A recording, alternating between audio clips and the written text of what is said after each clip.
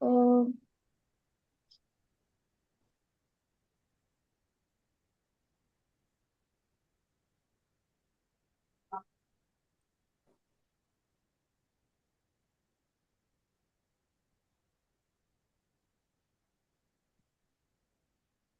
good I evening. am not hearing Rebecca. I don't know if something is wrong. Okay, I'm now hearing you.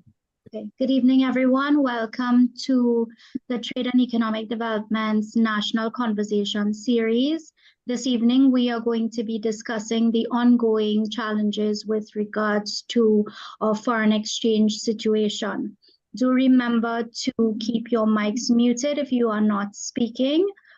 This evening's session will be hosted by Professor Anthony Gonzalez, and we have a very strong panel of presenters. So Dr. Gonzalez, please feel free to take over. Yes, thank you very much, Dr. Gookool-Bosland, sorry, Gookool-Bosland. A pleasant good evening to all.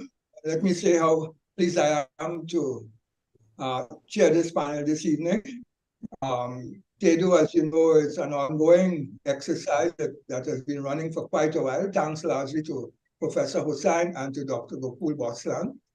And we have had a number of sessions before, even on this topic. We started this topic about a few weeks ago because of the foreign exchange crisis. We have decided to stay with it because of its importance. As you would know, this is a topic that we're seeing daily on the newspapers, and the country definitely has some concern.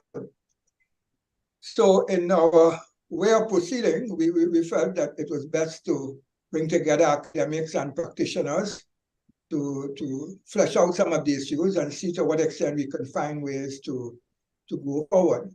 On the last couple of occasions, we looked at the question of the allocation of foreign exchange.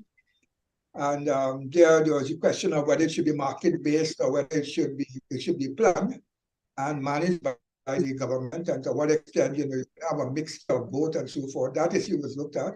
We also looked at the distribution of foreign exchange, that is to say, who gets the foreign exchange, the big companies or the large companies and so forth. Then we looked at some possibilities for increasing foreign exchange. What are the possibilities? And some people mentioned certain sectors that could probably earn us some more foreign exchange. Professor Hussain also touched on the question of supply and demand, and I think he will elaborate further on this tonight. He was concerned about the fact that supply seemed to be a major problem, and we needed to look more in that direction. So tonight we want to go forward, and we have a distinguished panel. We have Mr. Larry Hawaii, a good colleague from way back in the Economics Association. I will introduce each speaker when it's the time for them to talk. But we have Mr. Larry Hawaii, we have Mr. Vivek Sharan, who was with us before. We have Dr. Ronald Ramkissoon, who is also well known on a subject like that, and Professor Roger Hussain. Now, each will address a specific area, and then we will have a question and answer session. I'm hoping to keep this session, we'll follow the normal format, which is each person will speak. Mr. Hawaii will have 15 minutes to speak, and the other speakers will have 10 minutes. Then we'll try to leave a minimum, let me stress, a minimum of half an hour for discussion. So I take your questions, put your questions in the chat form, and then feel free at the end, I'll open up the floor for anyone who would like to ask a question. So that's the format we'll follow, and I hope that we could get a productive discussion from this. Let me say your views are welcome. We would like everybody to come forward and express some view. We don't want to be this just to be a monologue where we talk alone. We want to get as many views as possible. So let me begin with Mr. Hawaii. Mr. Hawaii, as you know, was the managing director of the Citizens Bank. For Citizen Bank, yes, and then he went on to be the Minister of Finance, and since then I've a bit lost track of him, but I used to know him well. He was in this business like myself here in the Economics Association, commenting as a public intellectual on issues dealing with the economy. So I'm glad to see him back because I think he has quite a lot to offer in this area. So welcome, Mr. Hawaii. Let me hand you over the floor. I believe you're going to address the question of the role of the commercial banks and some of the issues surrounding that. But you feel free to, speak around that topic. Mr. Hawaii. Yeah. So thanks very much, Dr. Gazaz, and good evening, ladies and gentlemen, all protocols observed. I really appreciate your having me here, Professor Hussain, to participate in this conversation. While my focus is supposed to be more on the role of the commercial banks, I wanted to touch on a few other areas pertinent to this discussion, and I'll certainly try to stay away from issues that have been addressed in prior sessions like this. And I do apologize if I do wander into the remit of one or two other speakers, but I thought I just wanted to touch on a few other areas, which I could only touch on briefly given time constraints. And I certainly look forward to the time when we have the open session where we can discuss in more detail. Also, my voice, I have a bit of the flu, so after a while, my voice tends to go down a bit. So I do apologize up front. For some persons, the management of the foreign exchange may appear to be a straightforward issue.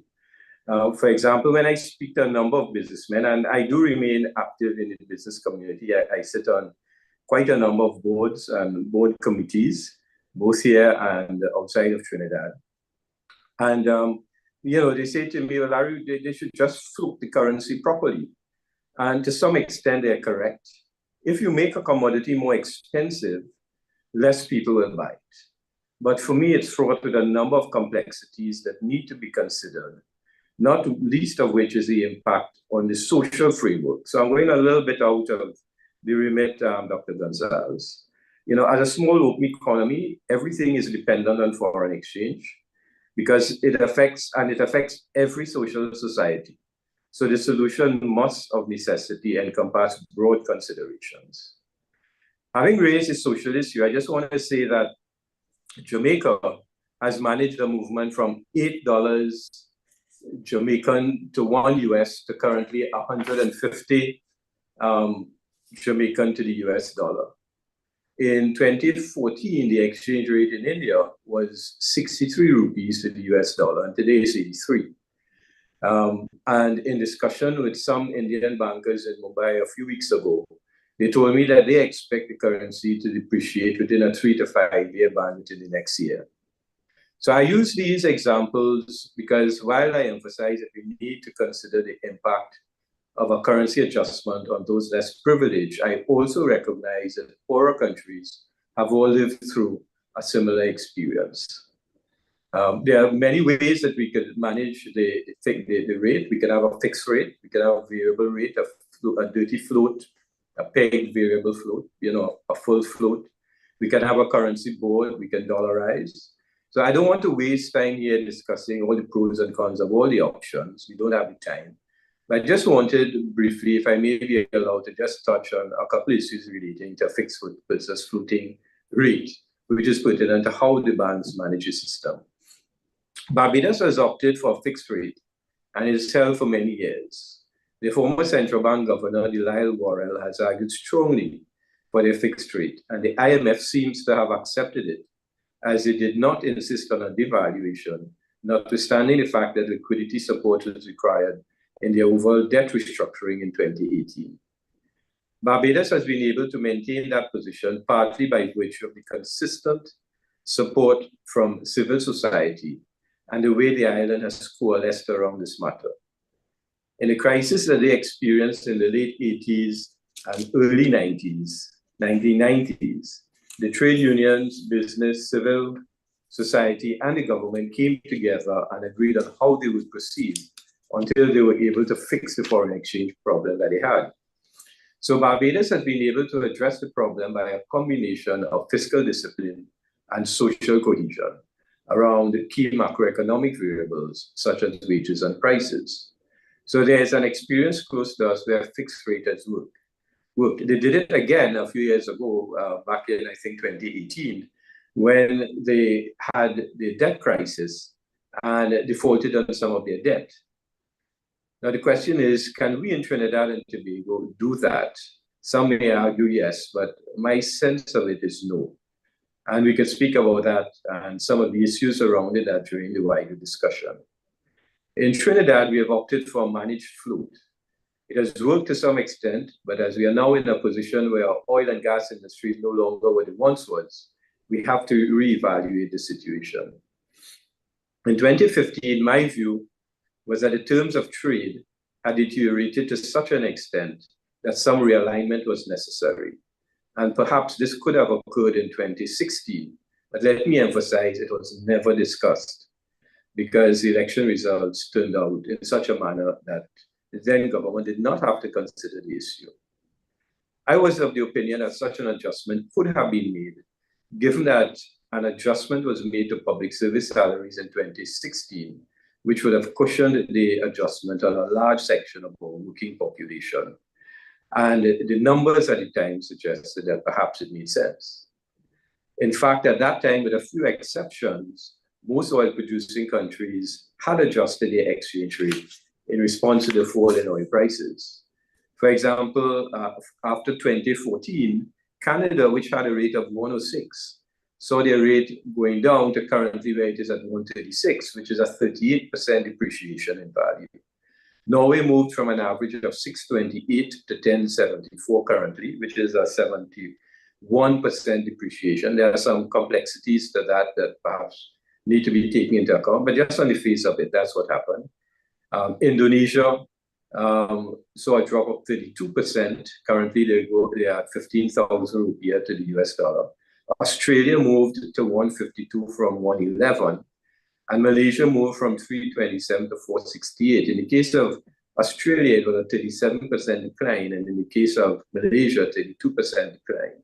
A big move also was the UK, which was a major producer and still is, but their depreciation was impacted by Brexit and a number of other issues. So I'm not going into that. But basically, what I'm saying is that back then, a number of countries adjusted their currency in light of what was happening with respect to oil and gas prices, where they were oil producers.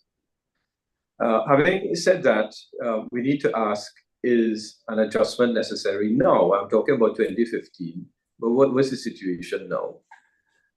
The trade-weighted real effective exchange rate, according to the last quarterly bulletin that I saw, has declined by about 6% using 2015 as the base year. This means that our exports have gotten cheaper and our imports more expensive, which is what you want happening when you wish to conserve foreign currency. So, our currency has adjusted using the real effective exchange rate. And certainly, given where it is now, any adjustment at this stage would be different to what I would have had in mind back in 2015. Looking at the overall data, the central bank has been injecting on average $1.5 billion per annum into the system since 2015, and even before that, to maintain stability. Over the 8-year period, the central bank has injected $13 billion. Currently, we have $6.5 billion in foreign exchange reserves, excluding the HSF. So the total injection over the last 8 years is twice the value of our current foreign reserves. So if we're drawing down $1.5 billion per year, other things being equal, it is easy to compute what the position will be in another 5 years. And we cannot count on borrowing indefinitely to bolster our reserves. So do we let the currency float more fruitfully? Well, a floating arrangement is not necessarily a panacea, but it does lay some of the groundwork for fixing the competitiveness of an economy. But I want to say that no country has ever devalued its way to prosperity. On its own, depreciation can lead to a cycle of impoverishment. But bolstered with a carefully crafted construct of fiscal and monetary policies within the context of a clear industrial strategy and a framework of economic development and diversification, it can act as a lubricant for the achievement of our objectives, of our overall macroeconomic objectives. Interest rate policy also needs to be considered differently. We cannot continue to have local rates so significantly below US rates. What it does is it adds pressure for individuals to move funds into US dollars. And this intensifies the drive to get US dollars for investment in overseas money and capital markets. Low interest rates are also drives imported consumption. Because of low rates, borrowing for motor vehicles, for example, is more affordable, which for some people, they may say, well, that's good. But on the other hand, it fuels demand for foreign currency. And one of the conundrums we face is that while low interest rates encourage businesses to do more, the demand in many instances tends to be in areas that increase imported consumption. So if a person opens a clothing store, for example, excuse me, because the items will be mostly imported, the new business results in a demand for foreign exchange that exacerbates the problem. So our diversification thrust has to be in the areas which result in the generation of foreign exchange, not the use of foreign exchange. The banks have a role to play here, and they are responsible enough to work proactively with the monetary authority to find ways in which funds can be channeled into investment and away from consumption. My own recollection is that there was extensive support from the banks when the exchange rate was first floated. I was privileged to be part of the discussion that took place at the central bank among the other banks, together with the governor and his technicians at that time. We were all very concerned with the effects of this flotation on where the exchange rate would go. At the time, I believe that our gross foreign reserves were about 300 million, and net reserves, I think, was negative at the time. Subject to correction on that, but I believe it was negative at the time. And among ourselves, as we sat there around the table, I remember some CEOs making the comment that, look, by next Friday, this rate is going to go to 10 to 1. This is at the time. And what the banks did is we all sat down and said, look, central bank, you're floating and you're removing exchange controls, but we would put the controls in place. And what we did is things like, for example, I won't regale you with all the details, but for example, at that time, to travel, you would get 2,500 US to go overseas. We didn't have credit cards and so on at the time. You get traveler's checks. And what the banks, what we decided to do was that when persons came into the bank to buy foreign exchange for travel, we'd ask to see their ticket and we'd stamp the ticket, so that if they went to another bank, the other bank seeing the stamp would say, well, look, we can't sell you. And in that way, we, among ourselves as banks, implemented a system of controls that helped to ration the process as we moved out of the difficult situation that we were in as a country. In fact, that was about April, I think, of '94.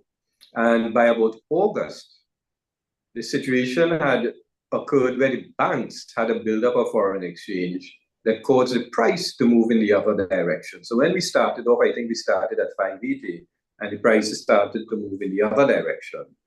And in fact, now, clearly, it means that if you bought foreign exchange at 580 and you were selling it at a price below that, you were losing money. So the banks were keen at that stage on actually selling foreign exchange to the central bank. And it's the only instance I recall over the last 30 years where the banks actually sold foreign exchange back to the central bank. So, I think the banks themselves have done things with, to help with this process, going back from even the early days. And for example, another instance, I remember at the time Republic Bank had acquired Bank of Commerce, and therefore their market share shot up to about 40%. And where central bank was allocating funds on the basis of market share, it meant that Republic Bank would have gotten the lion's share of the foreign exchange.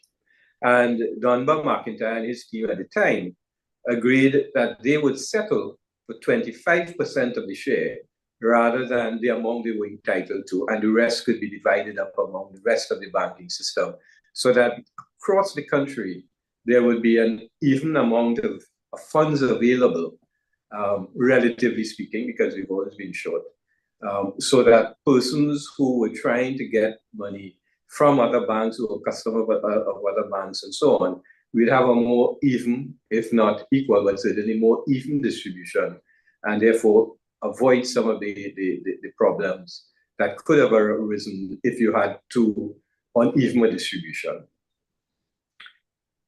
In looking at so there are things that the banks can do, but of course, apart from what the banks can do and what monetary policy can do, which I'll speak about a little bit more, fiscal policy also needs to come into play to support the reduction of consumption.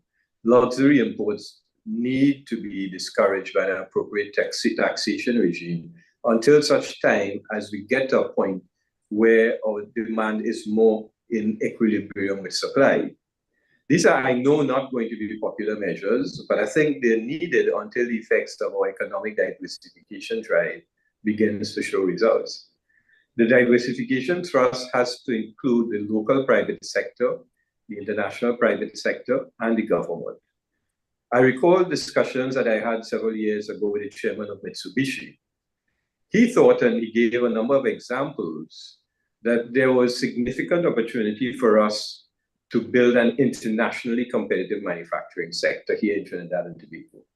While many of our manufacturers are competitive, we don't have all the required technology and capital to succeed at the size and scale that we would need to be in a broad range of sectors if we're going to generate the level of foreign exchange that we need to offset what was previously provided by the oil and gas industry. We also have many assets which can be used to stimulate economic activity, and we discussed a number of these in prior sessions, such as our medical and sporting facilities, depending on how the business model is conceptualized. Another area is our energy services sector. Dr. Tiwari once told me that an IDB study done about 10 years ago made a point that our energy services sector was so competitive globally that it could exist even if we did not have an energy sector here. I believe I've gone past my time, so let's get to the crux of the issue. Should we allow the currency to float more freely? And how can the banks assist with managing a process like this? This will certainly make our manufacturers more competitive, reduce the demand for imports, and go some way to fixing our terms of trade. My point, though, is let us not look at it this way. I would prefer us to ask, what I would prefer us to ask is, how can we arrive at a construct of policies, as I described earlier, that can be implemented urgently to address the issue of economic development and diversification within an appropriate structure of fiscal and monetary policy? The issue of the price of foreign exchange has to be set within that context as one element of the construct required to turn around our excessive dependence on the energy sector and move towards more balanced flows of foreign exchange. When we get to that point, because at the end of the day, the banks can only do so much as far as the allocation of the funds that are available to them. There's demand from businesses, which are legitimate demands if businesses are to remain viable and to have the goods and goods that they need to be able to sell to the public. And the public, of course, have its own demands for foreign exchange, for medical purposes, for study abroad, for a number of issues. And therefore, the banks can only do so much in terms of allocation between both sectors. And I think they try to do it as evenly as they possibly can, given the demand at all levels. There are some areas that need to be addressed. For example, credit card limits perhaps need to be addressed, because as we give more credit card limits to individuals, of course, it creates a huge drain, which is used for both business and for immediate personal consumption. And there is going to probably come a time when we are going to have to implement a lot more controls than currently exist over the availability of credit cards. And I can speak to that in the open session. I've gone past my time, I know. So I would just want to say that if we fail to deal with the issue in a very comprehensive manner, that is how we deal with the issue of supply, more than so than the issue of demand. How do we deal with the issue of supply? We'll find ourselves in a cycle of continuing depreciation of the currency. The challenge we face is when and how do we start? So Dr. Gonzalez, let me turn over to you, and I'm happy to develop each one of the points that I touched on during the open session. Yes, thank you very much, Mr. Hubai. I think you gave us some very insightful views on this issue. I have followed this exchange rate question for a long time. I think it's the first time I've gotten such an insight into the role that the commercial banks played.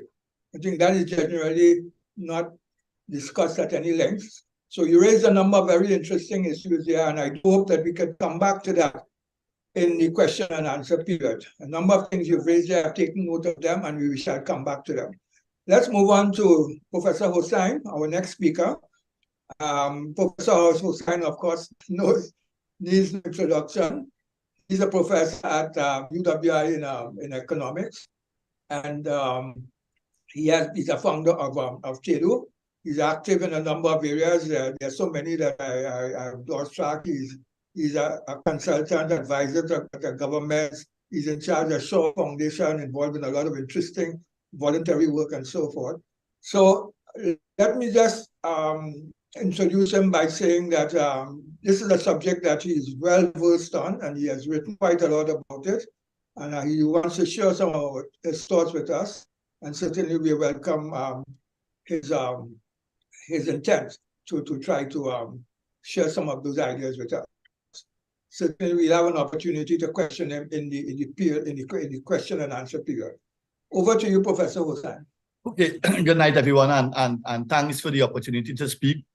Before I actually dive in, I would like to say thanks to Rebecca Gookool and Mark Rupchan for doing all the behind the scenes work for getting this done. You know, it's a lot of liaison with management and marketing and so on. So thank you, Rebecca and Mark Rupchan. Prof. Gonzalez, thanks very much for taking on. You know, I don't think anybody could manage this role. I like to hear and see the way you manage these different experts with different backgrounds, and you have been doing an excellent job. Thank you very much for that. So me and Larry together would have had 25 minutes.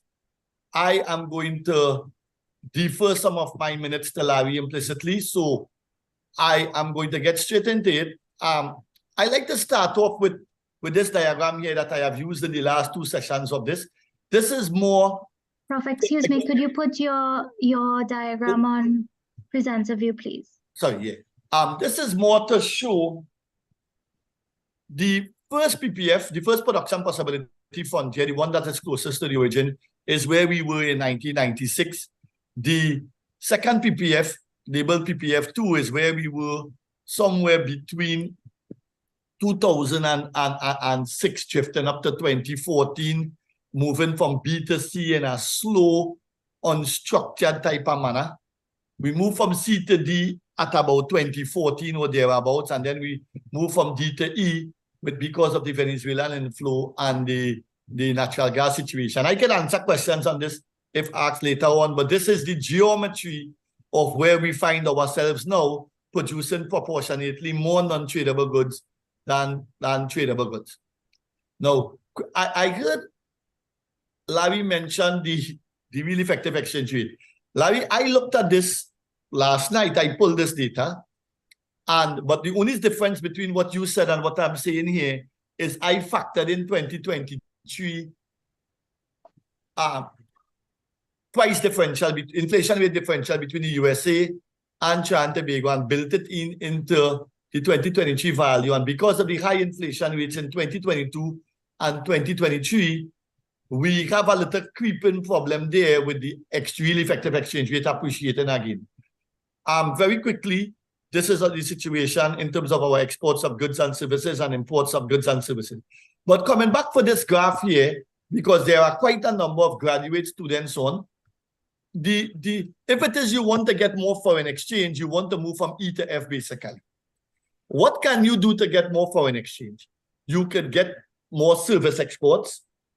You could sell more non-movement tradable goods. I mean, the energy sector achieved exogenously.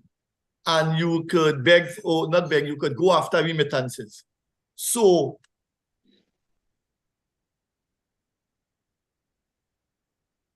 the appropriate thing to do is to see what is going on in terms of transforming your economy's productive capability. So here I have 4 sectors, A, B, C, and D. They represent different levels of comparative advantage. A is no comparative advantage, B is weak comparative advantage, C is moderate comparative advantage, and D is strong comparative advantage. And I develop a transition probability matrix that shows the probability of moving from one state to another.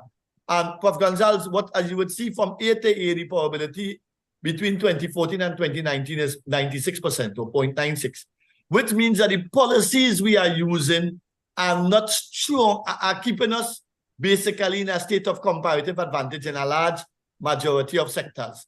And even so as well, there's a relatively high probability of moving from C to A, 33%, and from B to A, 29%. So policymakers would have to look carefully at our block of policy making interventions, because some of the results we are getting are not the best. This shows our export volume index taken from the World Bank World Development Indicators. So in volume terms, our export volume is declining. So a fundamental question quickly is, you hear people, Prof. Gonzalez, asking for foreign exchange. I want to go to the USA for 2 days. I want to go for Barbados for 2 days. I want to go for Jamaica for 2 days. I want to eat some strawberry. I want to eat some seedless grapes. Are we as a people being greedy? Is it that we greedy in the sense that do we demand more foreign exchange than is reasonable given our per capita GDP? Now, what you would see here is that as per capita GDP increases, non-fuel imports per capita as a percent of GDP per capita increases. So countries, as they become richer, flex their consumption muscles and import more non-fuel imports from abroad as a percent of GDP than when they were less rich. And I also looked at luxury imports. I could share how I measured luxury imports. And we are not proportionately, our luxury imports as a percent of total merchandise import is not excessive. So it's not as if we could say, all you behave, all yourself people, all you buying too much luxury goods, all you stop that nonsense, let me be more moderate. It's not as if we excessive in relation to other countries. And I cut it down to only the Caribbean countries here, so you all could see clearly that our non-fuel imports per capita as a percent of GDP per capita is again not excessive. We are not being overly demanding in terms of our stock of foreign exchange. Now, our receipts of personal remittances compared to other Caribbean countries is not the best. There is some scope there. I remember on a little chat that me and Professor Gonzalez and Vivek Charan and quite a few of us here on called National Conversations, I remember Prof. Gonzalez that Justin Ram made a comment that going after foreign exchange after remittances is a type of poor people strategy.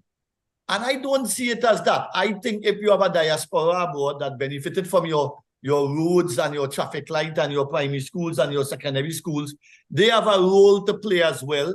So it's something that you can massage and work with and see if it is possible to make some progress in that regard. And here, our international tourism numbers are not the best. So I see this as good news. I see it as good news in the sense that we definitely have scope and opportunity to because we are so lagging, to make some headway here in terms of encouraging more tourism inflows. And that will give us some foreign exchange. We are somewhere behind our peak years. And the relationship between the non-tradable sector employment as a percent of total employment and external debt is an upward one sloping one. This is where I think we need to carefully manage the Venezuelan workers here. I saw Larry speak about possibly depreciating the currency. And I use this graph here to show that, yes, that is an option that we could consider, but we also have a problem in the labor market that is linked to all of this that we are not really fully getting into. And here I show real output per worker in the narrow manufacturing sector, which is increasing considerably over time. And when I take out, Professor Gonzalez, petroleum and chemical products, which people like to say is the cause for the manufacturing sector increase, I have taken it out. You still see a large increase, and it's mainly because of food, beverages, and tobacco. This is employment in the manufacturing sector. So just to close quickly, I leave the audience with 3 questions. We have a foreign exchange problem. Okay. What can we do within 5 years to double international tourism inflows? What can we do within 2 years to double remittance inflows? And how can we increase manufacturing sector employment to 100,000 workers by 2028? It's now about 45, given this performance here. So if we have this high, sharp, beautiful performance, what can we do to increase manufacturing sector employment to 100,000? So I hope I brought us back in terms of time chasing the second inning score, and let's see how it goes. Okay, thank you. Yes, thank you very much, Professor Hussain. Certainly you've raised quite a lot there. That's quite a mouthful. You were able to get through quite a lot in that short time span. We have all taken note, and certainly we're going to get back to you. I've certainly noticed certain things you have raised, and I do hope we could have a very interesting discussion on them as we go forward. So let me move on to now Dr. Ramki Soon. Dr. Ramki Soon, of course, like Professor Hussain, needs no introduction. I am a little fearful in introducing him because I'm not sure I may be able to put up all the notches on his gun, so to speak. But anyway, as far as I kind of remember, he worked as a officer in the senior officer in the central bank. Then he moved to Republic Bank, and then from Republic Bank he retired, and then he's now currently the chairman of the Fair Trade Commission. And we all know him as being a commentator on the budget. He's been long-standing on that. I met him in that, and I think I left him in that, and he's still going very strong. So we welcome him on this program, and we're glad to see him. And I believe he's going to give us some insight into the medium-term prospects. What are the problems, the causes of this foreign exchange problem, and what are some of the medium-term prospects? So over to you, Ronald. Thank you very much, Dr. Gonzalez. And thanks as well to the university through Roger, who has invited me to speak for 10 minutes. And a pleasant good evening to my fellow panelists as well as to the audience. I have been asked to speak to the topic root causes of the Forex challenges in Trinidad and Tobago and a medium-term outlook, and of course that general heading of an assessment of economic and financial stability. The first point I wish to make in the 10 minutes that I have is that we are all aware of the challenges of Forex. We read about it every day as businesses. We face it as consumers, as individuals. It is a challenge and has been so for many years. Access to adequate amount of foreign exchange at the existing price. And I would underline at the existing price. I would remind us, and in particular, perhaps not so much this audience here this evening, but the public at large, that whether the rate the exchange rate regime is a fixed one or flexible, it will not solve all the other challenges that we face. So we must be careful in our discourse, in our agitation, whatever, that there are many other issues that we face, and that there is need for a kind of overall assessment of the economy and of the society in general. The first point I wish to make is what I consider the inability of policymakers to adequately appreciate the workings of a mineral-based economy and the associated Dutch disease complications which arise. In effect, a mineral-based economy is not easy to manage. In fact, not even a non-mineral-based economy as we see around us in the Caribbean and elsewhere. But a mineral-based economy poses particular problems, which is why they are researched so much, and which is why many economists associate the kinds of problems they face with what is commonly called the Dutch disease complications. The next point I wish to make has to do with because of the complications of an economy, boom and bust, a democratic political system, there's difficulty in conveying hard choices to a population that becomes wedded to subsidies, to cheap imports, etc. It is difficult to convey, and politicians and others find it difficult to explain why life cannot continue, why subsidies cannot continue forever, why imports don't remain cheap forever. Anytime that there's to be changes, it is difficult to convey and to accept by the general population. I also want to point out that in our system, it is not only the economists, the economy, where we have these major challenges, but I think in thinking about Trinidad and Tobago in particular, and democratic systems globally, that politicians in the contest for power make promises. They make promises which, if they don't make them, one can expect that opposition politicians will make them. That is, the offers. And in trying to appease the population, we see and we note over our history the increase in allowances, in subsidies. One point or one issue that is uppermost in the media these days has to do with the National Insurance Fund or the National Insurance Scheme, however you call it, where every so often politicians would offer, as in a game, I would say, that we would offer you $300. Another one would say $400. We would increase the allowances.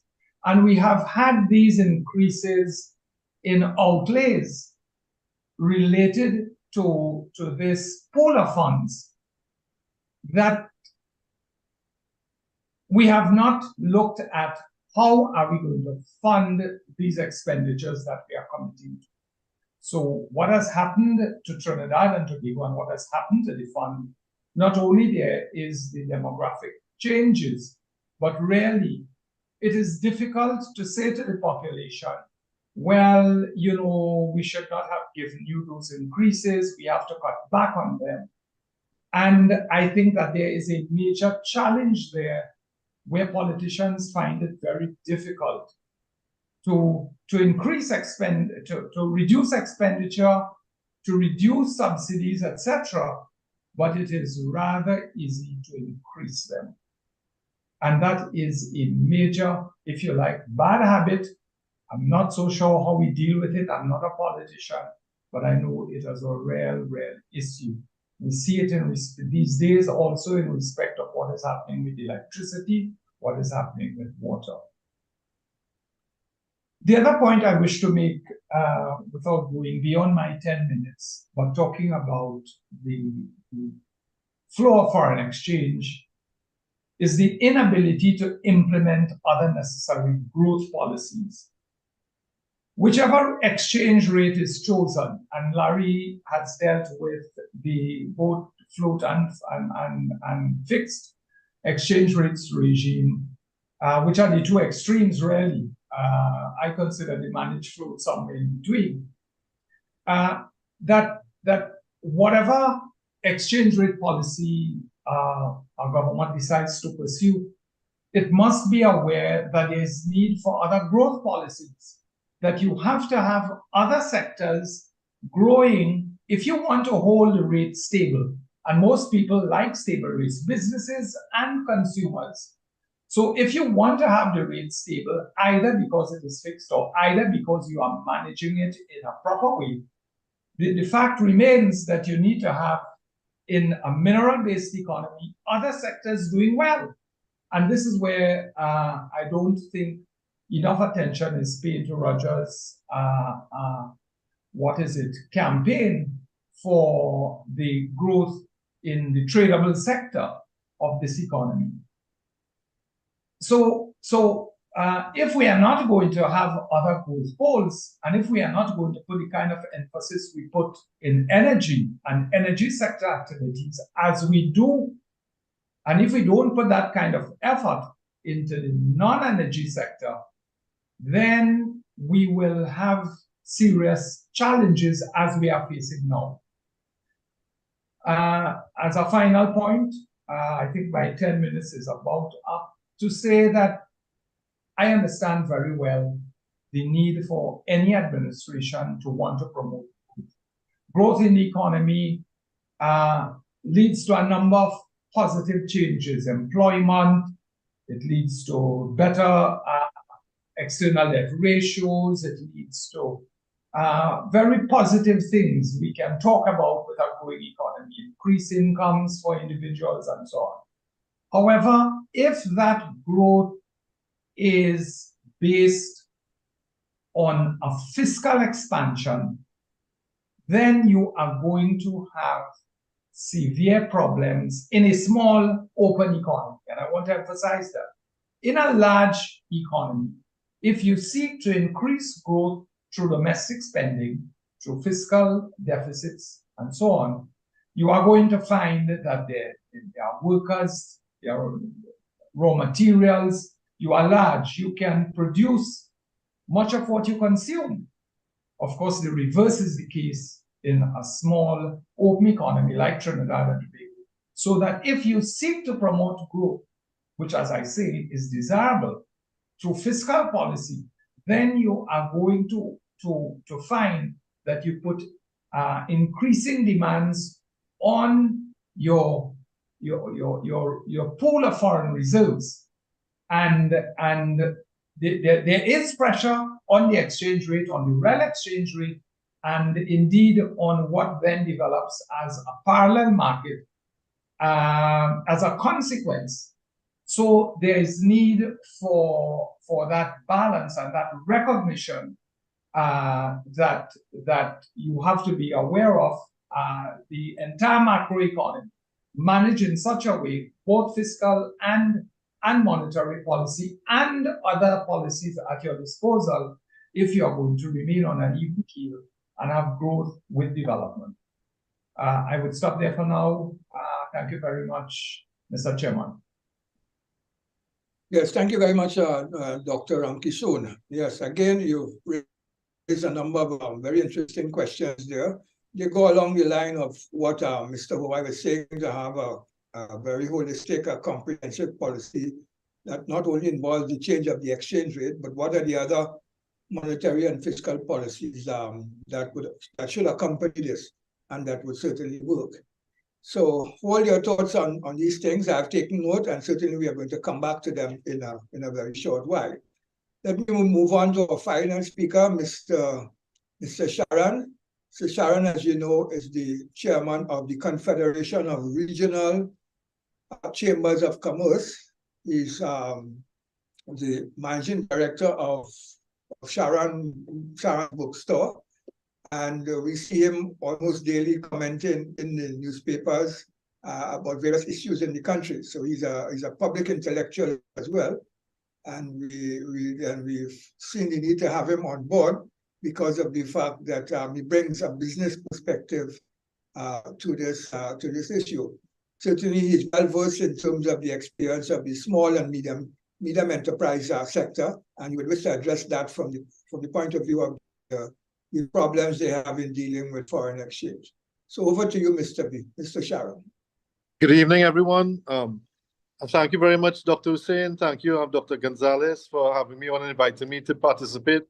That means a lot to us over here in the SME sector. I also have to say thank you to Rebecca and Mark for all their hard work in putting this together as they normally do. So I'm here to really talk about the survivability of SMEs, during this time. I heard Dr. Hussein say, are we greedy to demand more Forex? And the reality situation is, it's not our greed or the demand, it's how and why we really are where we are at when it comes to the shortage. A shortage that started in 2012 and continues unabated. And this shortage, I must say, occurred at a level of management that is beyond the majority of us to have fixed, when it really started. And the issue is that at this point of shortage and the possibility of an impending crisis, and I'm saying the possibility of an impending crisis because it will be a crisis to us, for the SMEs, that we start to question things like who is to blame, whether we are to blame, whether we're asking too much, whether we're utilizing too much Forex. Is it that I've heard many people say, well, SMEs and people in retail or importers, resellers are inefficient, as if to say, well, that is where this problem really started, or that's going to exacerbate the problem and stuff. And I really don't believe that, that is necessarily where we should be at. The issue is we're looking at a time frame here, 2012 to 2023, when this, Forex shortage started to ramp up and become what it is. The issue now is 2023 to beyond. At what point in time is it going to become a crisis, and a crisis that is going to affect the SME sector in Trinidad and Tobago, when it's going to stop growth, when it's going to actually, create a situation where people may be going out of business because they can't afford, to bring in the goods and services that they need to sell in order to maintain their business. Now, some of the issues that, the critical issues when it comes to Forex within the SME sector, is things got very difficult when the banks announced that they were cutting Forex credit limits by 50%. We have to understand that for many SMEs or for many smaller businesses, cash flow is an issue. If the bank would have said to them, you know what, I have $50,000 for you today, can you buy it today? Many of the businesses would be unable to do so, and that is why they use their credit cards. Credit cards are quite important because depending on your credit card limit, or whether you cycle between 3 cards or how many cards you may have at your disposal, which can increase your limit, it allows you to access goods and services by paying for goods and services on credit, and then paying all the debts, as it were, on your credit card on a monthly basis, which means it allows it to be sustainable or palatable to your business or the size of your business, while at the same time perhaps taking smaller tranches of US to facilitate what you may need from the central bank. So any solution moving forward cannot simply be providing more Forex. It would also have to include what are we going to do with credit cards. And the fact of the matter is, while I may agree that there should be some restrictions on credit card going forward within the context of this crisis, at least when it comes to commercial credit cards, something should be done to raise the limit to allow some room to maneuver and breathe for smaller businesses. One of the other issues with Forex I really don't talk about much is the actual allocation. I think Mr. Hawaii kind of touched on it. But what happened during the COVID period is something that was developed called the essential list. And right now, the essential list actually lists certain things, staple food items for one, and then in very broad terms, pharmaceuticals and toiletries and so on. And these have, for these categories of goods, people have preferential access to Forex. So Forex has said, well, you know what? The priority is we're prioritizing Forex for the importation of these goods. So when we look at the shortage, as it were, one, there's the actual shortage of Forex. Two, there's the issue of within that shortage, where Forex is being allocated. Another large allocation of Forex would also be, to a certain extent, the manufacturing sector, which has been prioritized, and for good reason, I would think. For raw materials and stuff like that, that is needed. So everything that is left other than that, would be for the uses of other sectors in business and so on, and for personal people for their personal use and stuff like that. We're also looking at the issue of VAT. Now, one of the critical factors that happen as well too is the issue of VAT returns. And the buildup of those VAT returns over a very long period of time kind of ignited things, as it were, when the government decided they were going to pay back VAT returns, which is good. But the size of the VAT returns that they have to pay back, particularly when they pay those bonds back to the energy sector, meant that the energy sector, which was a very large, vendor, as it were, of Forex or selling Forex to the public, primarily to the central bank, suddenly didn't need Forex anymore. And that also highlights another issue, which is given the fact that sales of Forex to the public fell, or so, the banks were unable to sort of have their quota of Forex, as it were, even though the central bank had given them, the monies that they requested and so on, or the interjection by the central bank was still given. It was not enough to satisfy the demand, given the fact that sales to the public had fallen short because of this issue with VAT. Understand as well too that as we're moving forward, the situation with VAT remains, because VAT remains in play, which means that Forex, not Forex, sorry, that VAT returns would also remain in play, and that the VAT returns that are being paid now are for the period that was owed up to this present point in time. So as we move forward to a new year, 2024 and beyond, what is going to actually be the situation? I remember the Minister of Finance saying something about he's looking into that when it comes to the energy companies and so on. But, as it is, this is where it stands. And that is, a major factor in things. We're also looking at the size of our manufacturing base. Now, while we're saying that manufacturing is important and the government is prioritizing manufacturing, we're seeing that, it's important in a sense to diversify to manufacturing. The reality is the size of our manufacturing base is actually quite small in terms of our consumables. And that's where SMEs and other people come in, because the fact is when it comes to things like clothing and shoes, toiletries, very basic items that people purchase maybe on a monthly, weekly, that we take for granted, the majority of these items come in, they're imported into the country. And it also allows SMEs and retailers, or those SMEs that are retailers, to find a place, a market, find a niche, particularly in areas outside of very major commercial areas, high streets and so on, and to sell to people within their community, and that's quite important. One of the issues that that can crop up is as the Forex situation deepens, as it were, and there's less Forex out there for SMEs to acquire. You might find that much larger companies, much larger distribution companies, much larger retail organizations are able to, who already have export arms and can earn some Forex as well, can actually take away market space from these SMEs, and so make them redundant, or basically make them extinct in a sense, because they will then be selling the things that many of the SMEs are selling. In a sense, we sort of saw a bit of that during the COVID period, when all other retail was closed except for, let's say, pharmacies and groceries and so on. And we started seeing groceries selling things that were not normally seen in groceries, which was everything else basically. And that sort of idea can actually happen if this Forex thing kind of continues, because basically if you can't get Forex to buy goods and goods, what are you going to do? Now, as we're on the manufacturing thing, we're also looking at two important things, right? Which is part of the solution to this as well too.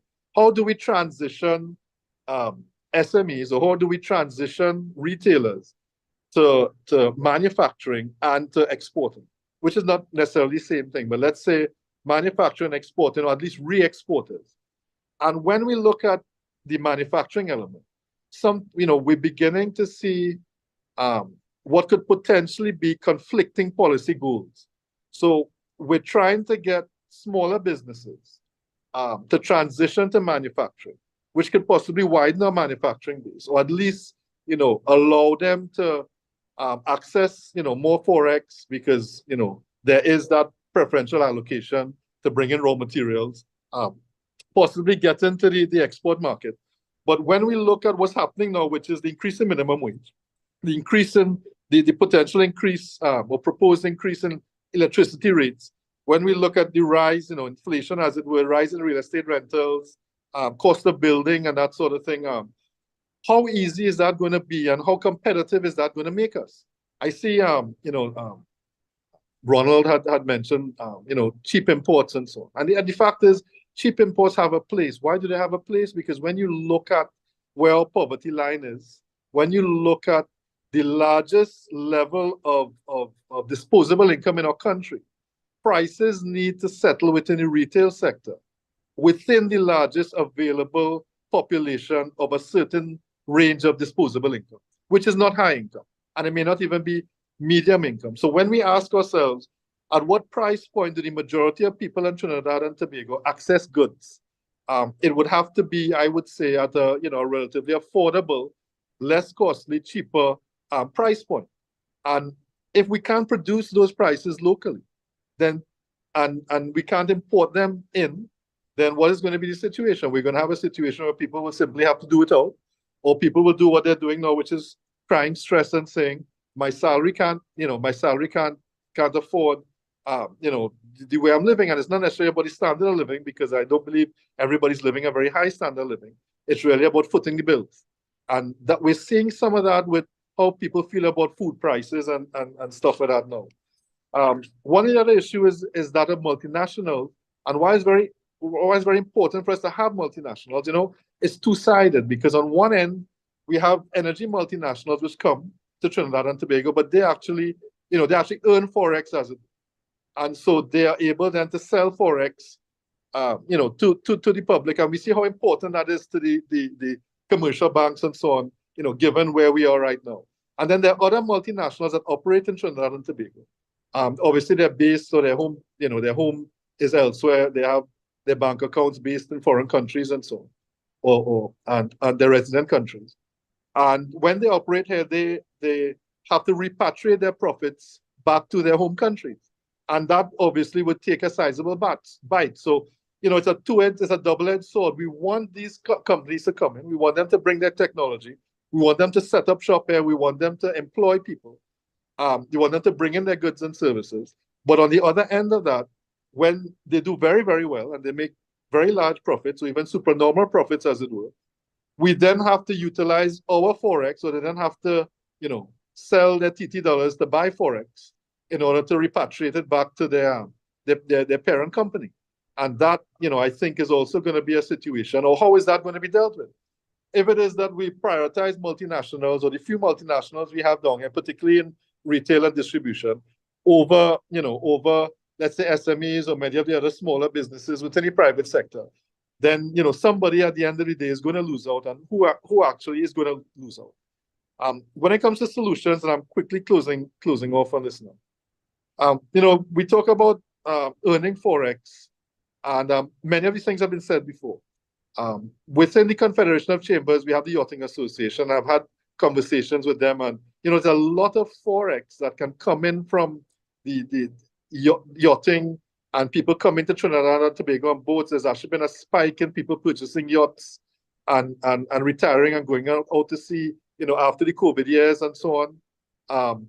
And that is, I think it's quite lucrative in terms of putting US dollars in the hands of people and services in Trinidad and Tobago, because that's another thing. The government or the law says that we can't always trade in US dollars. But the fact of the matter is that, off the record, as it were, or as it happens in many countries, particularly tourism-based, you find taxi drivers, food vendors, tour operators, people who have, things of interest to do. Like when you go on TripAdvisor, you see things to do in Trinidad and Tobago, things to do in Port of Spain or San Fernando or Maracas or wherever. And often tourists would come down here and actually pay in US dollars to do these things. So these people can say, hey, you know what? I have a US dollar price and I have a Trinidad price. I could get US dollars too. And it's small things like that can actually, make a difference and bring Forex in for, for many people, even if not on let's say, a actual business level, as it were, in terms of retail. But other solutions that have actually been happening is that the Exim Bank has reached out to many of the chambers, and they are talking about bringing about a facility which can provide Forex for many of the SMEs, given that they're below a certain annual level of gross sales and so on. Again, I think this is very good. I think it was green-lighted by the Minister of Finance, but one of the issues or one of the limiting issues with that, again, is going to be when you're looking at people within a certain sales bracket or annual sales bracket, you're also going to have to consider what is their cash flow during the year, because much of the time it may be seasonal.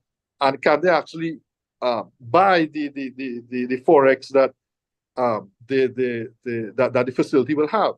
And that is why, again, whatever solution that the government is thinking to assist SMEs will have to include credit cards, or at least corporate credit cards. Manufacturing, I spoke about that. Again, this is my last point.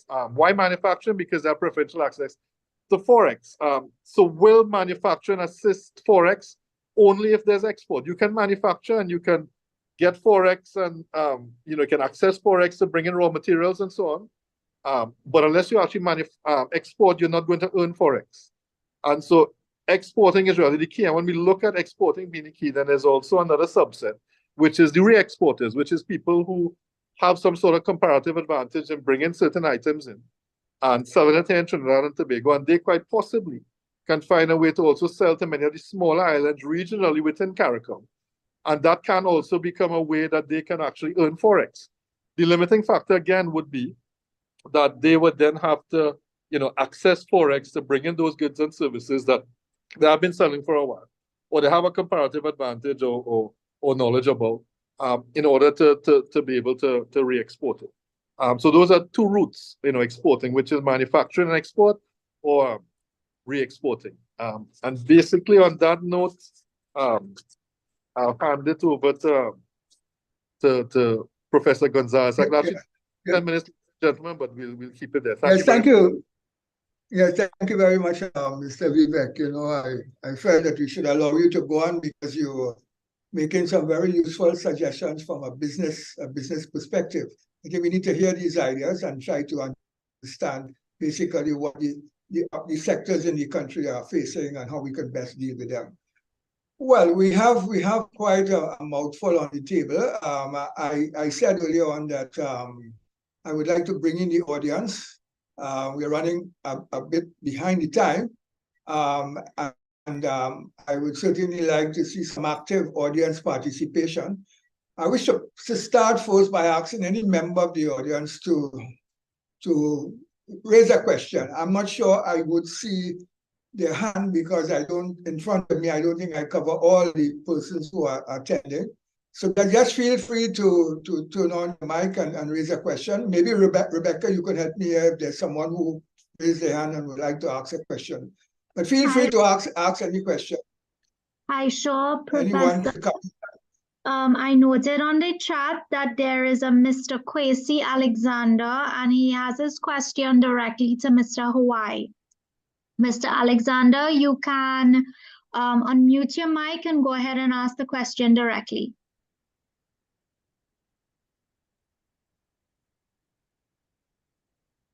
Yeah, good night. Good night, everyone. Hi, good night, Mr. Alexander. Go ahead and ask your question. Good night, everyone. So my question is for Mr. Hawaii. So you mentioned the fact that commercial banks play an important role, especially in our current circumstance. So my question is, can policymakers do anything in particular to get these commercial banks on board and charting a positive way forward for the economy? Or can there be some sort of intervention that would change the structure of lending in favor of like more export-related activities? Because I think that when we look at lending of the commercial banks, it is really mostly on consumables. You could see it reflected in the amount of new cars on the road. So, is there anything that policymakers could do with respect to getting the commercial banks on board? Yeah, well, in fact, and it's a good question because it takes me back to before we actually did the flotation of the TT dollar back in '94.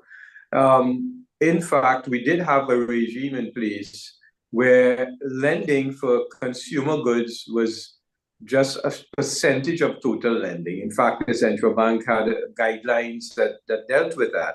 And over time, that fell apart because the economies moved towards less controls and more allowing the market to determine where demand should go.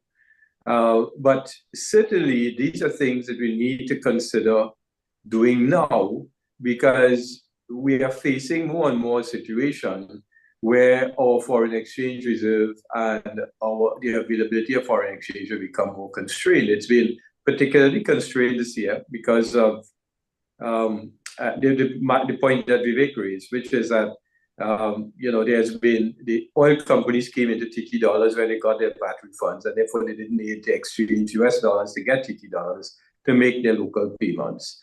And therefore, to some extent, that may have exacerbated the problem a bit. But overall, I think as we go forward from here, more and more, the issue is becoming a critical issue to be addressed.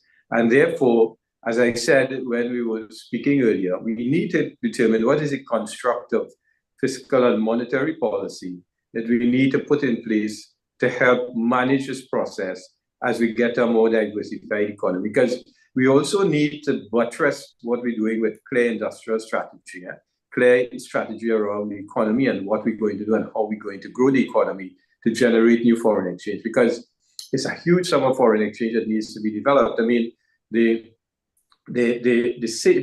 purchases by banks from the public, which includes mainly the oil companies and so on, used to be, it's going up a bit now, but used to be over $5 billion a year. That's 5,000 million US dollars. It's a lot of US dollars to be generated to meet demand as the supply continues to contract as we go forward. So yes, there are some of these policies that have been in place in the past, that did work in the past, that we may have to consider whether we wish to introduce it, and if we do so, how we go about doing it. Yeah, let me bring in Professor Hossain here. I think I saw him raising his hand, and I think this is an issue that he talks a lot about. So I know you would like to make a few comments on the question. A very interesting question. Unmute. Yeah, we're not hearing. Yes, okay, go ahead. Okay. Prof, sorry about that. I was just doing so. Didn't have a question. But given that you have given me a minute, I just want to say something to Vivek. Vivek, what I did in the two graphs is show one, basically that we are not greedy, in that our non-fuel imports as a proportion of per capita GDP was less than in other countries, and also showing that our luxury imports was less than in other countries. So the problem is not that Trinidad and Tobago nationals are excessive and that we buy out of sync with our capacity. The problem I was trying to establish in a simple way, that the problem is a supply side issue rather than a demand side issue. So yes, Larry did mention monetary and fiscal policy and that we could lower import demand some more, fine. But the majority of the problem, the way I am seeing it, is on the supply side. Thanks. Yes. Okay, I see, Ronald, you have your hand up. You would like to come in on this question. The Yes. question is about what could the banks do more to stimulate export-oriented activity, that lend more for exports. I think that was the question Mr. Alexander raised. Ronald, you would like to address that? Well, 2 points, and it starts with, in the case of, it starts with this allocation. I have heard Vivek speak a lot about SMEs, and we hear a number of arguments every so often that either the commercial bank should allocate, or the government should allocate, or somebody should allocate. I want to say that allocation, to do that, or allocations are fraught with a lot of problems.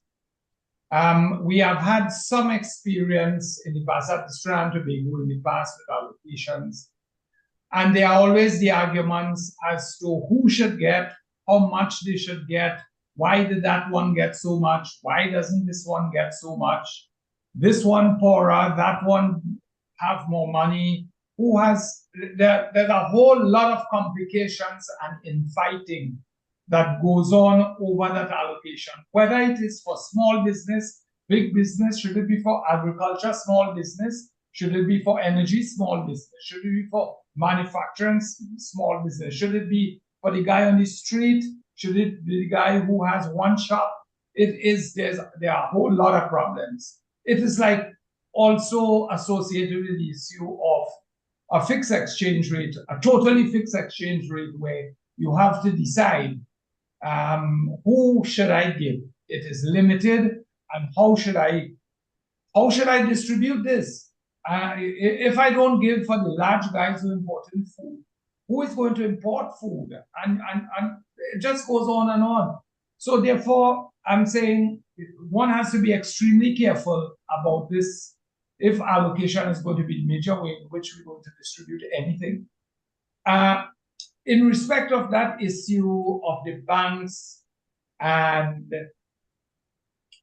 should they not give more for particular kinds of activities? You recall we had in the past certain guidelines from the central bank, and they were not laws, they were guidelines, and by and large the banks tried to observe them. But again, in respect of the guidelines, you get into issue. Should you give, is a loan for somebody to do a medical operation abroad, is that for consumption? Well, it did fall under consumption. If you, and the whole lot of, what we want to do really is to create businesses, small, medium, and large, which are externally oriented, which are open for business and earning foreign exchange externally. There is no reason why small businesses cannot earn foreign exchange, and many of them are doing it very quietly. Many of them are not on the radar, but they exist, and they bring their goods and services abroad. And we have to be very aware that that's happening. To Vivek's point of cheap imports and so on, how do you administer that? Yes, those who are the lower rungs of the economic ladder, by all means, there has to be a safety net, and certain kinds of provisions have to be provided. However, one wants to skew an economy towards the production of tradables. And I am 100% in support of Roger and the arguments for tradables as opposed to non-tradables. And in terms of an exchange rate regime which pays more attention to what is suggesting, to what the market is indicating, rather than one that decides there's the central bank finance or someone should get that lot of. So I stop there, Mr. Chairman. Yeah, Mr. Sharon, would you like to comment on that issue of the banks lending more to business for export activity? Dr. Gonzalez, just letting you know that there are also 2 questions. One from Dr. Tiwari, and I noted Professor Hussein's hand was up just now. Yeah. Yeah, Chair. I'll take that right after Mr. Sharon. I know he made some earlier comments about the banks lending to small businesses. So I wanted to know if you wanted to come in on the question. Assist small businesses, small and medium businesses, or any business. Once I completely understand what Ronald is saying, and I agree with him. I do agree with him. But the issue is, when we look at the reality of the situation and where we are, Roger can say we need to move towards tradables. I understand that. But we also have to understand that from a very granular point of view, we're looking at businesses over generations and so we're asking them now, because of the shortages that are to transition or try to out its own set of challenge. Look at those challenges at when you visit manufacturing in China, it actually starts off create the environment time. But yeah, export revenues. Thanks. Okay, thank you, Roger. Dr. Tawari, I saw your hand up. Would you like to raise your question? Yeah. First of all, Chair, I'd like to commend you on the management of the program. And I would like to commend the speakers, Larry, Roger, Ronald, and Vivek, for their very, very expansive view of the issues at hand having to do with foreign exchange. But I want to kind of put forward some issues and ask some questions in the process. You might say they are rhetorical questions, but they're real questions. So in general comment, when I heard these very, very experienced and gentlemen who are involved in practical affairs and also have a theoretical understanding of some of the problems, I want to say that the macro and the micro are not disconnected. And I think it is something that we need to remember all the time. The second thing is that the alignment of things that you are doing creates the conditions for synergy. And often, I think what we miss in policy, strategy, and execution is synergy. And the other thing that I want to say is that you can't solve a problem at the strategic level without operational competence. And you can't operationalize the solutions without a conceptual understanding of what the operational requirements are. And I think that that was very well illustrated in Larry's example of Dunbar McIntyre intervening during the time of Wendell Motley to make the strategy work. Now, Roger raised the issue of tradables and non-tradables. If your development strategy supports non-tradables, which we all know eat foreign exchange, you have to ask your question yourself, what are the things that you need to do to move to more foreign exchange earning tradables in goods and services? And if you don't ask that question, you can't get to the policy that you need. And Larry, in one of his interventions in response to a question, talked about the fact that, you have to kind of connect monetary policy with fiscal policy to get a development strategy. And I want to say that I want to ask the question, which is more important? Development strategy, supporting fiscal policy of that strategy, monetary policy, which addresses the question of money supply and impact of money supply, and what is the alignment we are seeking if we want to get to a point. Because is the real problem not the pool of foreign exchange, which is too small because of dwindling gas supply and uncertain prices, rather than the issue of distribution, which is a consequence of the reduction in supply. So should we not be focused on how to expand the pool? And Roger made 3 suggestions: tourism, remittances, and manufacturing exports, for not just foreign exchange, but employment. And I think that is how we need to focus our thought process and our strategy. Now, because we have to get more from what we have, we have to determine what different can we do to create more Forex inflows. And we have to ask ourselves, what do these things mean for structural transformation, policy transformation, mind transformation, and productivity, entrepreneurship, investment, and what you might call export liberation. Vivek raises the dilemma of small businesses and especially retail businesses. But if you didn't have these things, how would students get their books? How would Bermudas sell their cricks? How would Associated Brands sell their corn curls?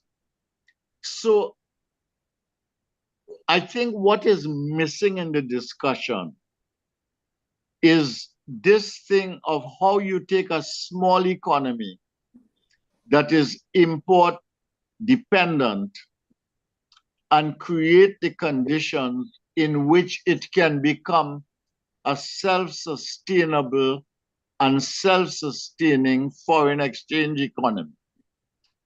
And unless we are prepared to discuss that, and there are going to be many sacrifices. Larry mentioned that, for instance, in terms of policy requirements, you're going to need to make some things, you're going to need to do some things that are going to call for sacrifices. Unless we are honest with the population, understand our context, explain it to people, and say, listen, this is the only way we are going to get out of this problem, I don't think that we can solve the problem. So I just want to stop at this point. I want to commend everybody for their contributions, which I benefited from and which were really rich. And I want to say is that what we need to get down to now is the brass tacks of what are the economic strategies that we need to bring together without political interference, not just by political parties, but by the political system as we know it. And that is the real problem in Trinidad and Tobago. Yes, okay. Thank you, Dr. Tiwari. Let's see how we can take some of those questions on board. We have, I didn't see any other hands, but we have, I think, an outstanding question here. There's I now see Mr. Cooper. Let us take one last question from Mr. Cooper. Then we have the question from Mr. Bob, which we have to deal with. It's in the chat, and I will go back to it. But let's take one question from Mr. Cooper. Yeah, go ahead, Mr. Cooper. Unmute yourself. Yeah, unmute yourself. Yes, and yeah, make your comment. Yes. You're muted. Good night to the panelists. Yes, go ahead. Good job so far. I'm not heard. I was a few minutes late in joining, but how does the crime situation in terms of the importation of illegal goods affect our foreign exchange situation? Because Trinidad, as we know, it has two economies. that underground economy where illegal goods have to be purchased with hard-earned or scarce foreign exchange. What are we doing in terms of, seeing how we can slow down that area that is sending out foreign exchange to illegal substances to come into the country? Thank you. Yeah, okay. Thank you very much for that question. Let's see, because we're piling up questions here and we may not have enough time to answer all of them. There's one that was, yeah, okay, that's how Mr. Sharon. There's one that Mr. Bob had posted very early on the chat that I think we need to take into account. You raised the question about the university doing research and developing goods for export. That is new products for exports. That is the role of research and development in developing export-oriented goods and services. So bear that in mind. Now, let's see how we handle the questions that are before us. We have, first of all, the question about the flows of foreign exchange and the sources of those flows. I don't know if anyone would want to respond to that. How the FOREX, the question to some extent was related to the last one about guns. The issue about a lot of FOREX being used to purchase guns and how is this monitored and could this be controlled and so on. I think that question came up to some extent, although it was raised also in the context of construction material, buying construction material, which could probably be gotten locally and so on. So is there anyone who would like to respond to that particular question? I do not have a particular answer to it because it's not something that I have researched. I think the caller asks about research. Is any studies done on this thing to show how much FOREX is going out in illegal guns, how many FOREX is going out in construction, importing construction material, which we don't need to import. But I don't have a proper answer to it. I can't recall any study being done on that, so I really can't answer that. And I see nobody willing to really take the question. So let's move on then to. I would just quickly say this. I know easily how to measure imports of construction goods, imports of food, imports of manufacturing goods, but it would be really difficult to know how much money and where the money came from is spent on illegal guns and illegal goods. I have made a note, though I would just say this to Mr. Cooper, I have made a note to look at the literature and see if there is a methodology somewhere that I could understand that and at a future date share with the public. That's all I could say. Yes, I could understand that because my years have been around this literature. I haven't really come across anything specific to that particular question. Now we also have the question about. Let's take Mr. Bob's question about the university. Is there a need for more research and development in the university that produce goods for exports? This is the question about the role of innovation. We discussed that a lot on national conversations, how much innovation can take place. I know at the university they were attempting certain things. There are some people at the university who do research, particularly in some of the areas like chemistry and so forth, where they claim they have products that they can develop.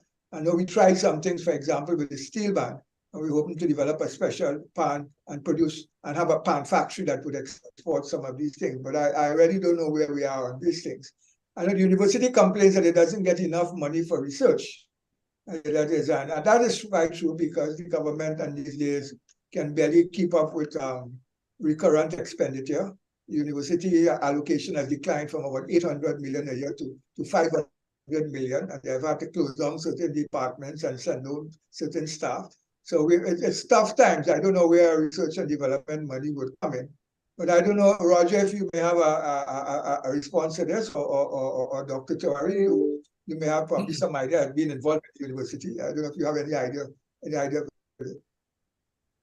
Let me say that research and development is largely conducted in specific departments that are relevant to export oriented. That may be in the research in the engineering department and in some areas of engineering, as well as in the sciences, some like chemistry and physics and so forth. You may get some research going on there that may be relevant. But I can't really say too much about this. Again, it's a question that requires some kind of proper study. You need to go around. Carrere actually is the institution where you find most of the research relevant to production in this country takes place. It's a government-sponsored institution that is in the university where producers, business people go to Carrere with their ideas, and they try and develop these ideas for them to produce goods, either for the local market or the export market. So that's about what I would want to say on that. And then we have, I have made some notes here. I think Dr.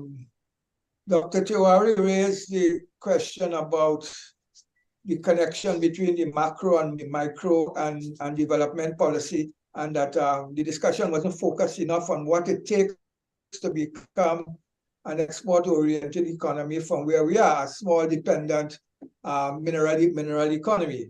That's a pretty long debate, and we can spend quite a long time on that, in the sense that, and let me just offer a few ideas on that, and maybe others could chime in. We usually talk about this on national conversations a bit when we speak about getting the policy right in terms of building a tradable economy. That is, how do we make tradables profitable in such a way that business would respond and see the value of saving foreign exchange as well as earning foreign exchange. So that is, the market is made profitable. Either you make the exchange rate profitable, as Mr. Hawaii or Dr. Ramkisoon said, you either adjust the exchange rate so that you would make it profitable, the earnings would be more at a particular exchange rate, and they would see the wisdom of going into export activity, and therefore, when they go that way, I think the banks would follow them. And this is a question I wanted to ask earlier, because if the banks usually follow business. If business sees profitability in exporting, then the banks, I think, would naturally follow them. And I think this is what Ronald is suggesting to some extent when he's talking about a market-oriented approach.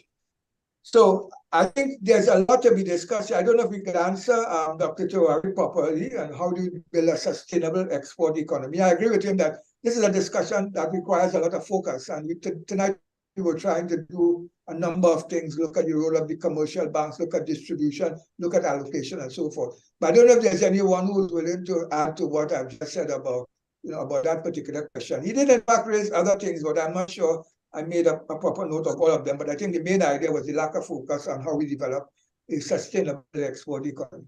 I don't know if anyone would want to come in on that particular issue. Any comment on that as we... no comment on this. Okay, well, let's say we come to the question about the question about illegal guns, which to some extent we dealt with. I think that issue was answered by Professor Hossain. That it's very difficult to say how much money for FOREX goes out in imported guns. I know in Jamaica. If I can, Dr. Gonzalez, what I wanted to add to that was, I agree with what Roger is saying, but one of the reasons why it's difficult is, so talking a bit out of my normal experience here. Yeah, you go ahead. I mean, right, but being part of the chamber, we've spoken to many of the commissioners of police, maybe about 3, and so we've been told certain things. So one of the things is that the trade in guns or illicit guns, even when it comes from America and from other places, isn't always done in dollars. Isn't always done in US dollars or, for a foreign money or Venezuelan dollars or even Trinidad dollars. There's a lot of bartering that goes on. So the bartering is, sometimes there's a lot of trading. So for example, guns for drugs and people, which is where human trafficking comes in, and vice versa. And also, believe it or not, guns for services rendered. And services rendered could be any type of criminal service or activity that is happening, as it were. So it's a difficult thing to track, because when it comes to the criminal underworld, they don't only deal in currency, as it were, or the transactions are not only monetary one. There's a lot of bartering, as it were, and the bartering is quite wide. When we talk about goods and services, they're particular to those goods and services that are relevant to the criminal underworld. And that's actually quite a scary thing, but that is why we have issues with human trafficking. It's why we still have issues with the drug trade. And maybe it's why we have things like executions and people who follow that line of work, as it were, which is a service to the criminal underworld. Yes, thank you very much. Yes, I agree with you. It's a very difficult question, but I think you try to address it as best as you can. I may be missing one or two questions that were raised. If I am, please just remind me, because my notes are not very comprehensive. We have in the chat another question from Dr. Bob, who is talking about the question of the cheap registration of things like yachts and private planes can bring in to our shores and development of industries around those initiatives. This has been done in other countries like Malta. We need to start to look at these policies. Well, we know of our experience with the yachting industry, and somebody mentioned that earlier, that is an industry that can earn foreign exchange, and we need to persevere with it. And we had it going at one point in time very good, and then it declined. And now we are trying to get back, rebuild it a bit. It has, I think I read someone talking about the industry sort of in a state of revival, that it was coming back a bit after COVID and more yachts were coming in and so on. I don't have the evidence, so I don't want to put my head on a block for that. But certainly I think it's a point that one needs to take into account, and goes along with Roger's point about tourism. That we do have some of the advantages in terms of the climate, in terms of the culture, in terms of natural disasters and so forth. We are outside of the zone, so that's an area certainly which. But Dr. Gonzalez, if I may as well, so I've had some conversations with people in the Yachting Association just about that, how much forex they've been earning, and they seem to be doing very well. But going back to what Dr. Tiwari said about about operational resources and stuff like that, there seems to be sometimes difficulty when it comes to again, it goes towards the ease of doing business. Difficulty when it comes to getting permission or getting policy between where more than one ministry is concerned. So, for example, in other islands in the Caribbean or within CARICOM, which are popular yachting destinations, there's a very efficient form of immigration, so that people coming in from, let's say, Europe or crossing the Atlantic Ocean or whatever into the Caribbean Sea, we still are finding it difficult, according to what the Yachting Association is saying, to efficiently deal with the immigration of people that are coming in on their private boats. Whereas many of the other islands have found a very efficient way. They're doing it online, and it's very seamless. And what it requires locally is not only permission from, let's say, customs and excise and so on, but it also requires, the purview of the Ministry of National Security and things there to be done as well. So here we see another bottleneck that has to do with policy, in a sense, which may in fact be easy to deal with aid and the importance of airing it seen, that could possibly bring more people to our shores, and could build up that whole tourism aspect in places like Chaguaramas and areas in Tobago and so on. Yes, thank you very much. Yeah, well, I'm always cautious about picking winners, saying that this would work and that wouldn't work, and what are the industries we should go into, or what are the businesses we should go into. So those of you who know me, you will see that I tend to stay largely on the broader policy platform and talk about certain monetary and fiscal policies, exchange rate, those things that may stimulate the business community to go into export activity. Because I believe it's very difficult for us to see what are the things in which we have a comparative advantage. I think usually when you try to understand this and you ask countries that have gone through that experience, they tend to say, well, we look at what other countries were doing, and we tend to see that they're doing well in a particular area, and therefore we felt that we could do well in that, and we went into that. And some of them say, okay, well, you have to test it out in terms of your comparative advantage assets. where are the things that you have some kind of comparative advantage? Do you have a comparative advantage or competitive advantage in labor, cheap engineers, cheap unskilled labor, whatever it is? Do you have an advantage in capital? Do you have an advantage in innovation? Do you have an advantage in land? Do you have assets? You know, we have operated largely on the basis of an advantage in cheap gas. That is what has really made us up to this day, that we have cheap gas, which we are willing to sell to these big companies, and they come and locate here. But we're still looking around. We still have other competitive advantages. I've noted, for example, that we're just as competitive in tourism as the other islands. It's just that we haven't used our assets. And there are lots of other areas where you find that we have built up human capital now. Since then, over the years, we have built up quite a sizable amount of human capital. I think someone told me that Trinidad and Tobago is the highest per capita country in the hemisphere. Of course, probably leaving out Canada and the United States, which produces a larger number of engineers per capita. We have invested a lot. If you think about it, we have invested a lot in terms of human capital development, all this gating and all of that. So we do have a fair amount of human capital. I don't know what we're doing with it. Some people say they are migrating abroad because they can't find jobs here. But the human capital is there, and we probably need to develop export-oriented industries around them. So let's look around and see where the advantages we have and make use of these advantages. I think basically those were the questions I got. If anyone had a question which I didn't answer, which they would like answered, please indicate before we wrap up, because we're approaching 10 o'clock. I think we could probably go for another 5 or 10 minutes. And if anyone had a question which we didn't answer, because I wouldn't like to just ignore somebody's question, but they were looking forward for an answer. But it was difficult for me to keep track of all your questions. It's easier if you put your questions in the chat, because I can easily go back to them and refer to them. But I don't see any more questions in the chat. I don't know, Rebecca, if you managed to pick up anything which I didn't pick up. Hi, Dr. Gonzalez. No, I think we would have covered all of them from what I have seen. Okay. Yeah. Okay, fine, yes, because I'm not seeing any further. Well, I think we've had a very, very useful discussion, and maybe to wrap up things, I would just ask each of the panelists to make a final comment for about 2 minutes each, overview of how they see things. Maybe they can suggest probably things that we could go into on the next occasion.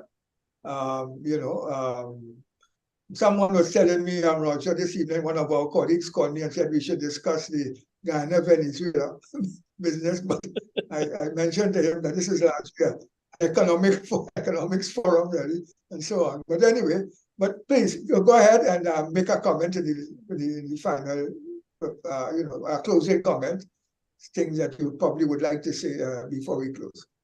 Yeah, Larry, we want to start with first. Okay, guys, go ahead, Larry. Go ahead. Yeah, no, I was just going to say, I mean, Dr. and Professor Hussain and others have made a point that supply is really the key issue here, and therefore the issue is how do we get there. My point was that we need to consider the issue holistically. There's policy, fiscal and monetary, foreign exchange policy, but there's also industrial policy that we need to address. And that we need a business model that would allow us to be able to galvanize some of the initiatives that could be implemented. And in my mind, the business model involves pulling together the government, the local private sector, the international private sector in creating businesses that could be internationally competitive. And we need a construct of policies that will help us to be able to achieve that. For example, the Union Estate was the plant there was a plant that came up as a result of work of Massey Enterprises, as well as Mitsubishi, as well as the government. So there are things that we can do. But the thing is, as you speak, and I listen to Roger and so on, there are so many things that could be done. For example, more than 10,000 ships pass by Trinidad and Tobago on an annual basis going south. And there is a lot of room for potentially doing some kind of ship repair type of facilities in South Trinidad. Amazingly, I was told that, for example, in the Columbus Channel, that there's wave energy, that area there. There's huge energy being generated on an ongoing basis that could be used for things like providing an alternative source of cheap energy for people like Google, Microsoft, where they have these huge banks of computers. You could actually create an industry down there. There's the remittances that Professor Hussain spoke about. There are there's manufacturing, which I think there's a huge capability for us there in manufacturing, where we could bring, as I said, the international private sector with the local private sector and government to create a very viable manufacturing sector. And there are a number of other things, for example, well, look, I don't want to go too much into it again. I mean, I think Dr. Hussain was thinking of bringing Dr. Farrell and someone from the Ministry of Trade and so on to speak, maybe sometime in the future. I think there's a huge, rich vein of issues that we could tap into there as far as things that we could do to develop the economy. And I mean, I could talk on and on about it, but I don't want to take up too much time now. But I am continue to be very optimistic about the possibilities for generating foreign exchange, for generating business, for diversifying economy. There's a lot of opportunities, and we have the manpower and the brain power, and capital is available. You can get it done. So that's just my comment. Yes, thank you very much, Larry. Yes, Roger. Oh, just thank you everyone for all the excellent suggestions. I've made notes of possible sessions for January and February and so on. And we look forward to continuing the dialogue. We look forward to hearing from people like you all, very knowledgeable, people like you all with some practical experience. And thank you very much for your participation and your time. Yeah, thank you, Roger. Ronald? Yes. Let me say that government has at its disposal a range of policies, economic policies and otherwise. Larry mentioned fiscal, monetary. I think I also hear from time to time emphasis on some kind of industrial policy. I think we have spent time on the exchange rate and exchange rate policy. I think it is time for review. All governments, all countries from time to time institute particular kinds of policies. But there comes a time when it needs to review these policies. Times change, things change. And it needs to see whether what it did, in our case, let's say pre-COVID, is really relevant now, given what is happening globally, the wars, etc. Do we need to review the kinds of policies we would have implemented prior to all of these events? And I think we must be willing to look at options, understanding that sometimes a policy might be good for a period of time, but that we have to think in a dynamic way and look at change and the possibilities that are there, several of which have been mentioned here. So thank you very much for the invitation, Roger, and the university by extension. Yeah, thank you very much, Ronald. Mr. Sharon, a final comment? Well, I'd like to say thank you. I was very humbled to be, to listen to Ronald and Larry. I was actually at many of those. When Mr. Hawaii was the Minister of Finance, I was president of the Samoa Business Chamber at that time. He was one of the most accessible finance ministers ever at that point in time. I learned a lot from listening to the two of you all. I'd also like to say that, it can't be a waiting game to see what happens in a 70-30 or 80-20 Lorraine Manatee field or a possible Dragon gas field that could happen in 2028 or beyond, because a lot is going to happen between now and then. And that any policy that Ronald is talking about, which I agree with, or Mr. Hawaii, should be one that includes everybody. I mean, we want everybody to move forward. We don't want the key indicators of success in our economy to be the conglomerates and the multinationals and a relatively small manufacturing sector. When we look at the distribution and density of small business across the length and width of Trinidad and Tobago, it is quite substantial.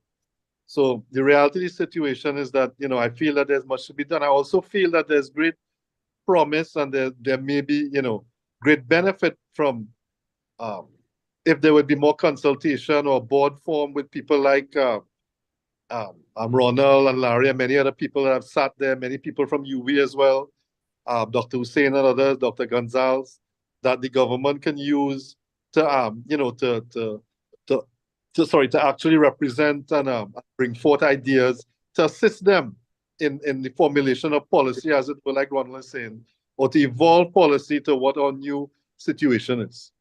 And I look forward to, you know, to seeing more of these seminars from you. Thank you. Yeah, thank you very much, Mr. Sharon. Well, I think we have had an excellent discussion.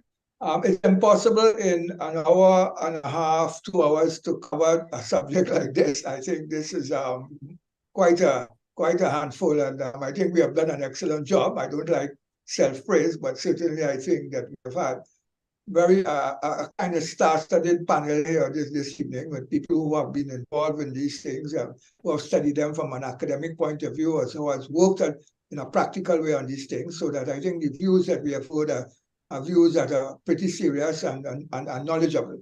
So I want to thank them sincerely for coming on this panel. I must remind you that all people come here voluntary, and sometimes I wonder whether, like me, they probably don't have much more to do with their Friday evenings, because, you know, Friday evening is a serious time in this country. To come here on a Friday evening, I think most people would say, well, these guys have nothing else to do.